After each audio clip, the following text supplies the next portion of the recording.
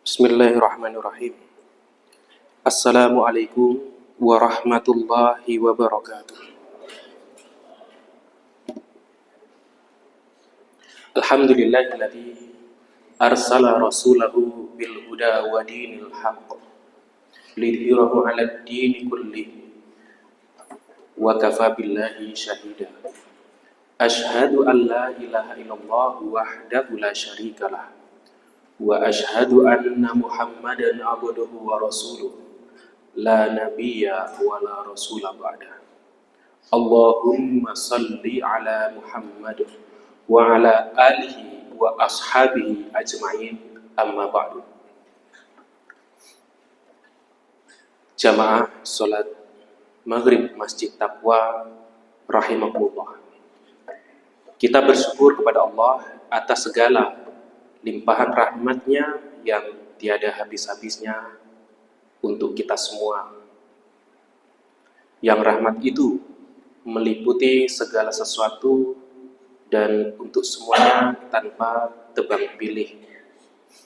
Sekalipun menurut Imam Az-Zamakhsyari ada rahmat yang bersifat umum dan ada rahmat yang bersifat khusus.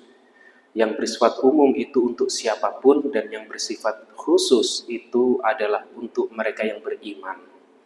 Karena dalam hidup ada kenikmatan yang berbeda-beda.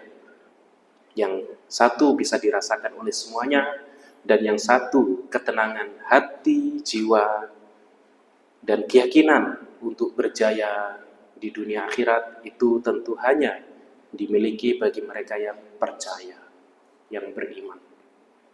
Salawat dan salam semoga selalu tercurahkan kepada Nabi Muhammad Sallallahu Alaihi Wasallam, junjungan kita, suri tauladan kita yang pada kemarin lusa ya menurut KHGT itu diperingati miladnya ya, Maulidur Rasul. Maulidur Rasul. Jadi peringatan atas kelahiran Nabi Muhammad SAW yang diperingatinya itu kita mengingat beliau, perjuangan beliau, dan supaya kita senantiasa istiqomah di jalan yang telah beliau tuntunkan. Jamaah Masjid Taqwa rahimakumullah, membahas sosok agung Nabi Muhammad SAW itu tiada habis-habisnya, karena selama manusia hidup di dunia, selama itu pula mereka, ya, kita membutuhkan profil sosok yang bisa mengantarkan kepada kebaikan, yang mengantarkan pada kebaikan. Dan keimanan kita kepada Nabi Muhammad SAW itu setidaknya mencakup 3 hal. Yang tiga-tiganya ini pokok, ya. Yang tiga-tiganya ini pokok. Keimanan kepada Nabi yang pertama itu adalah keimanan bahwa ia merupakan Nabi terakhir dan penutup. La nabiyya wala rasula ba'dah. Jadi tidak ada lagi Nabi dan Rasul sesudahnya. Setidaknya ini dapat kita baca di dalam Al-Ahzab ayat 40. A'udzu billahi minasyaitonir rajim. Bismillahirrahmanirrahim.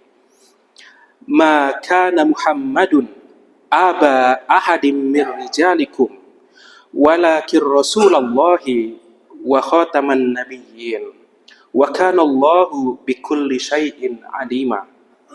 Muhammad itu bukanlah bapak dari seseorang di antara kamu, melainkan dia adalah utusan Allah dan penutup para nabi. Allah Maha mengetahui segala sesuatu. Ma'asyiral muslimin rahimakumullah. Ayat ini menegaskan kepada kita untuk teguh pada keimanan bahwa tidak ada nabi dan rasul setelahnya. Ini sekaligus menegaskan bahwa agama yang itu menjadi risalah yang dibawa oleh Nabi Muhammad SAW, yaitu Islam, telah sempurna. Telah sempurna. Yang mana dalam momentum Fathul Makkah ya, waktu ayat terakhir turun, itu disebutkan bahwa al-yauma akmaltu lakum dinakum wa atmamtu alaikum nikmati wa raditu lakumul Islam madinah. Jadi telah sempurna Islam itu. Islam itu sempurna, tidak dengan umatnya.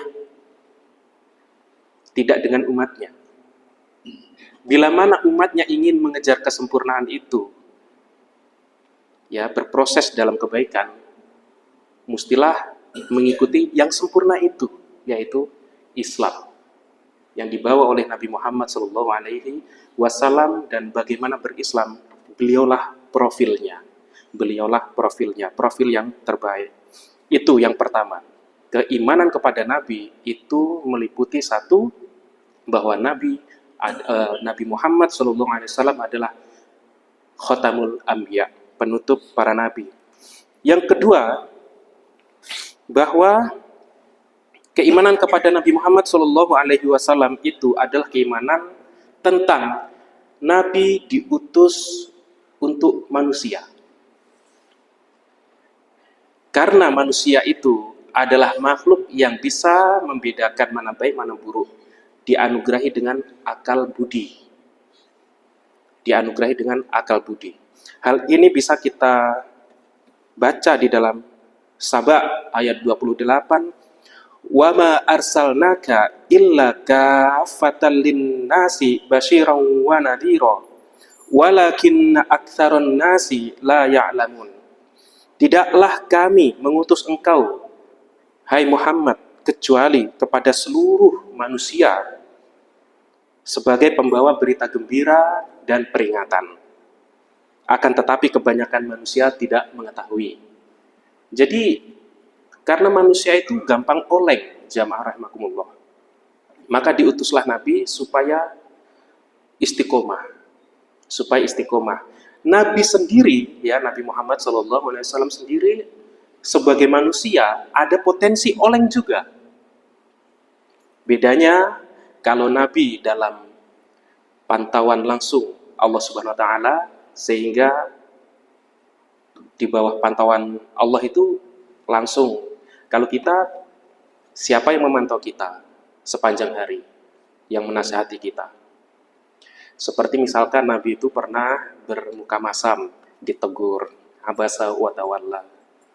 Kemudian Nabi pernah bersedih hati saat pamannya meninggal dunia, kemudian diteguhkan oleh Allah Subhanahu Wa Taala. Kemudian saat Aisyah, ya istrinya itu cemburu kepada Nabi karena selalu mengucapkan nama Khadijah, ditegur juga oleh Allah. Jadi ada sisi kemanusiaan juga Nabi itu. Hanya saja Nabi sebagai manusia sebagai Nabi itu langsung di bawah bimbingan Allah Subhanahu Wa Taala. Nah, ini yang patut kita renungkan bersama. Sementara kita tidak seperti Nabi, kita juga bisa oleng ke kanan, oleng ke kiri, maka membangun lingkungan yang baik untuk bisa membuat kita istiqomah, menasihati kita, itu penting.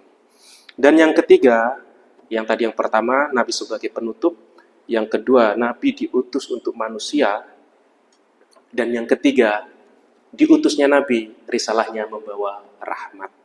Ini bisa kita baca di dalam Al-Anbiya 107, wa ma arsalnaka illa rahmatan lil alamin. Tidaklah kami mengutusmu hai Muhammad kecuali supaya menjadi rahmat bagi alam semesta. Dan kerasulan yang rahmat itu adalah kerasulan yang menciptakan peradaban yang bahagia, lahir dan batin, duniawi dan ukhrawi. Ajaran apapun jika tidak membawa rahmat, dia keluar dari kerisalahan Nabi. Dan kerahmatan itu karena sifatnya kebaikan untuk semua, kapanpun masanya, apapun dimensinya, maka itu kembali kepada ajaran Islam sebagai ajaran yang sempurna, bahwa apa yang dicontohkan oleh Nabi itu pasti akan membawa kepada rahmat, kepada kebahagiaan. nasrun minallah wa fathun qarib wa basyiril mu'minin. Semoga kita selalu istiqomah di jalannya. Assalamualaikum warahmatullahi wabarakatuh.